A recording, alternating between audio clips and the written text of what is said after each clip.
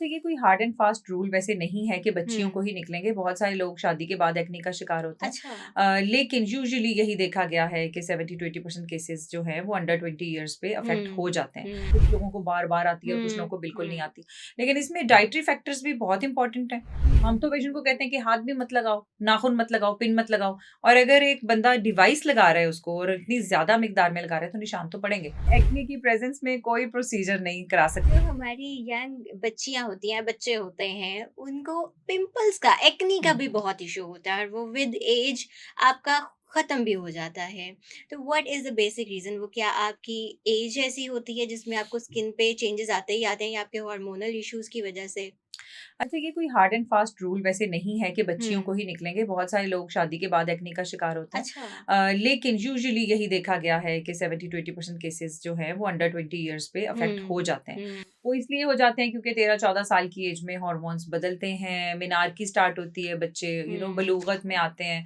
तो वो जो एज में हार्मोनल चेंज आता है ना, उसकी वजह से एक्ने निकल रही होती है। ओके। लेकिन यहाँ पे मैं एक बात क्लियर कर दूँ कि एक्ने उन्हीं को निकलनी है जिनमें एक्ने के ग्लैंड्स हैं। हुँ, जिनमें एक्ने का हुँ। इश्यू अल्लाह ताला की तरफ से है और that is because of the presence of some sebaceous glands जो ओके। कि एक्ने वाले लोगों में बहुत ज्यादा होते हैं। अगर पर स्क्वायर सेंटीमीटर एरिया में मैं बताऊं और मुझे अगर एक्नी नहीं है और कभी भी नहीं थी और मैंने कभी जिंदगी में एक्नी को फेस नहीं किया तो मेरे फेस में हुँ, हो सकता है कि थोड़े से एरिया में पर स्क्वायर सेंटीमीटर 400 ग्लैंड्स हों। हुँ। लेकिन अगर खुदा ना खास्ता मेरे साथ कोई बंदा बैठा है जिसको एक्नी बार बार आती है, उसके उसी पार्ट ऑफ द स्किन में 4000 ग्लैंड्स होंगे। इतना फर्क होता है अल्लाह मियाँ हुँ, की तरफ से एनाटॉमिकली। अल्लाह ताला ने मुझे कम वो ग्लैंड्स दिए, उसको ज़्यादा दिए। तो we can not remove those glands, but yes with treatment उनका फंक्शन काफ़ी कम हो जाता है। तो ओके। एक्ने इस वजह से इस एज में ज़्यादा स्टार्ट होती है। कुछ लोगों को बार-बार आती है और कुछ लोगों हुँ, को बिल्कुल नहीं हुँ। आती। लेकिन इसमें डाइटरी फैक्टर्स भी बहुत इंपॉर्टेंट हैं।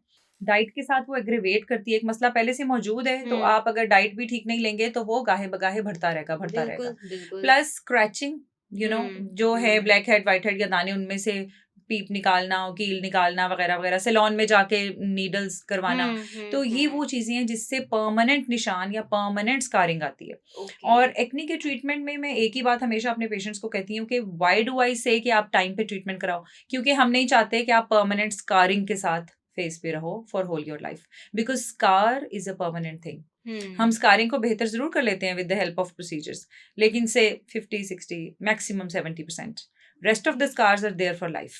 राइट। हुँ। अच्छा, तो एक्ने की ट्रीटमेंट पे अगर हम आएँ, तो उसके लिए हम क्या मेडिकेशन से उसको ट्रीट कर सकते हैं या उसके लिए भी प्रोसीजर्स की तरफ जाना ज़रूरी है? सरप्राइजिंगली एक्ने के ट्रीटमेंट्स जो हैं वो 80 to 90% acne can be treated with only medications. Okay. लगाने वाली दवाइयाँ या खाने वाली दवाइयाँ। हुँ, और यही एस्थेटिक फिजिशियंस कर रहे हैं कि एक्ने के पेशेंट्स को हाइड्रोफेशियल्स कर रहे हैं, या माइक्रो नीडलिंग कर रहे हैं, which microneedling. Is not required at all. हुँ, बल्कि रादर वर्स्ट करती है। एक्ने अगर मौजूद है और उसको हम माइक्रो नीडल्स कर रहे हैं तो उसके निशान हम खुद पड़वा रहे हैं।